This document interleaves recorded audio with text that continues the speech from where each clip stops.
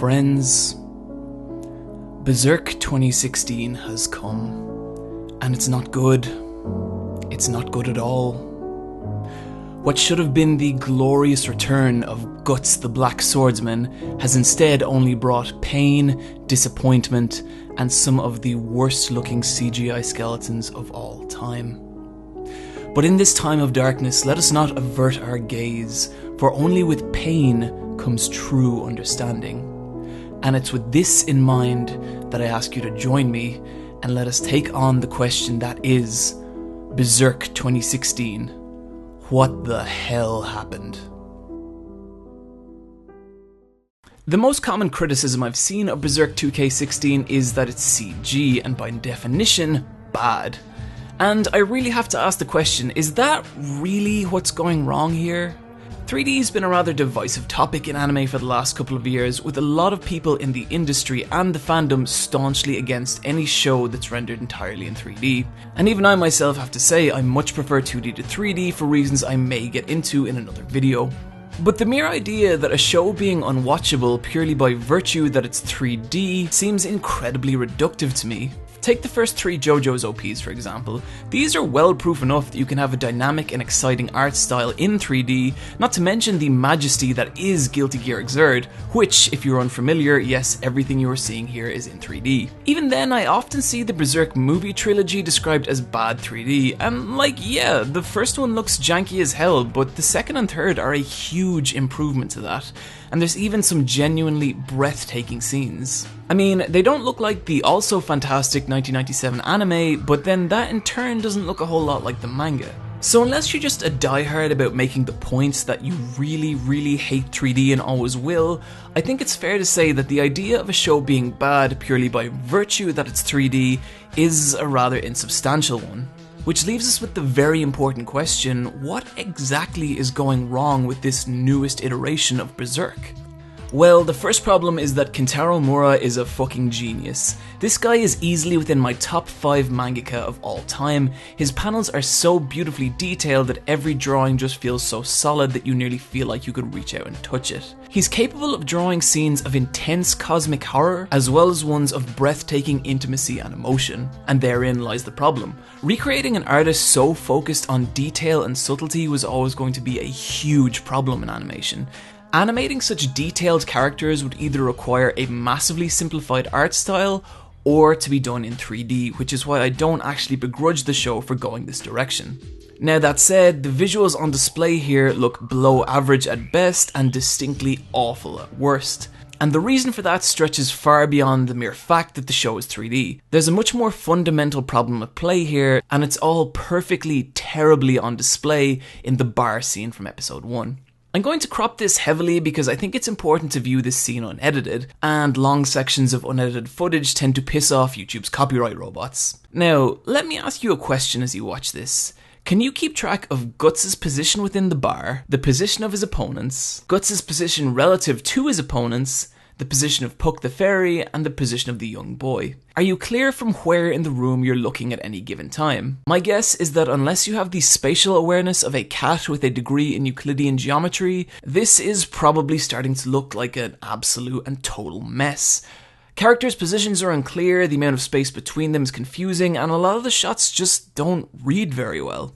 And this is because there are several basic rules of filmmaking that are just being completely ignored here. Take the rule of 180 for example. This is a simple staging technique widely used in both films and comics. Say we have 2 characters and we want to cut to a different position.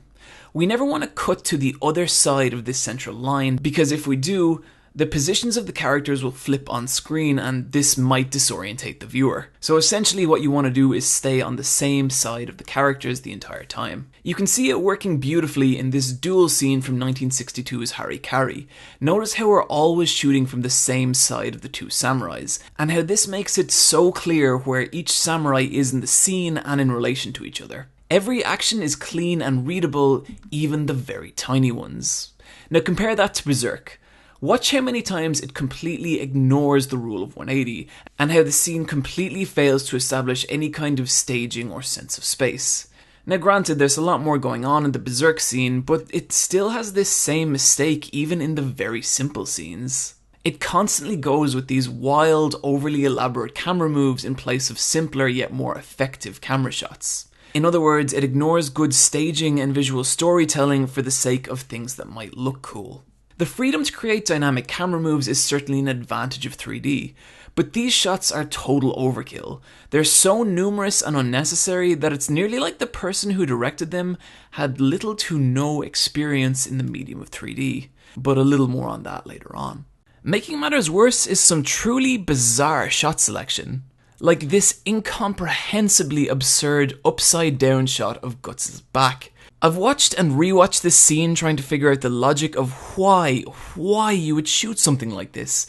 It can't possibly be a POV shot and it's not telling us anything new about the scene or the characters, and yet here it is, mysteriously, bafflingly here.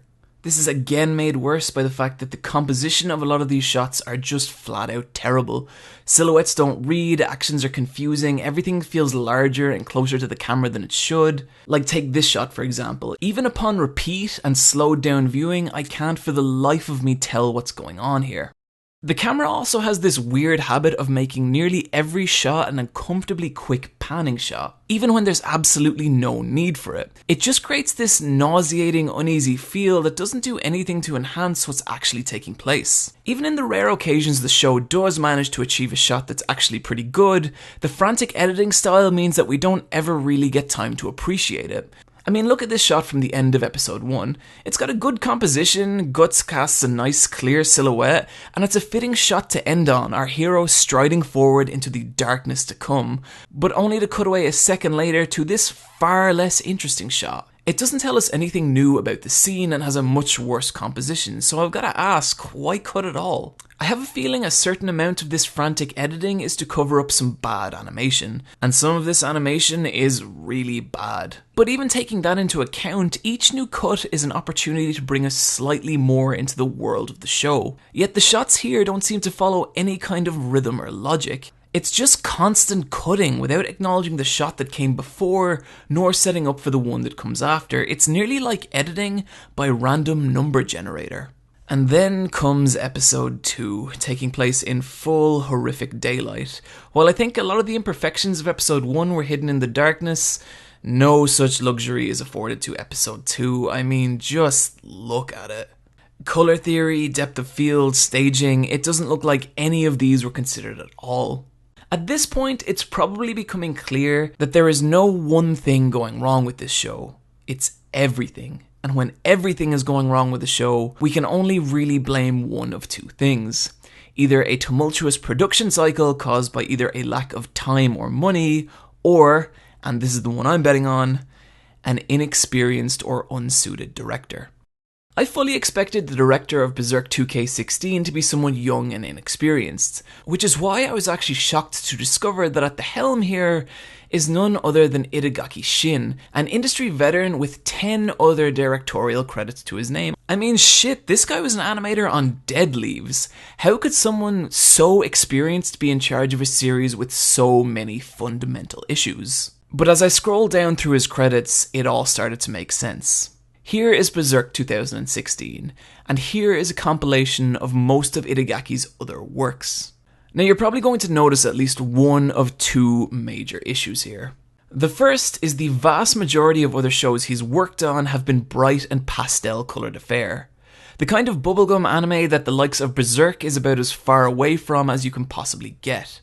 He did do a 12-episode Devil May Cry series in 2007, but judging by his most recent projects, this is not the style of anime he feels passionately about. He seems much more at home with series like the comedy sports anime short TQ, of which seems to be somewhat of a passion project to him considering he did everything from the storyboard to the sound effects. Notice the constant use of quick cuts and panning shots? This directorial style works totally fine for a light comedy, and Itagaki's actually at his best when working on shows with this kind of frantic energy and rapid pacing. But a darker, more somber tone like Berserk plays into absolutely none of his strengths. The second issue is that all these shows are 2D and Berserk is 3D. This in and of itself is a massive problem as it means Itagaki has no practical experience working on this kind of show.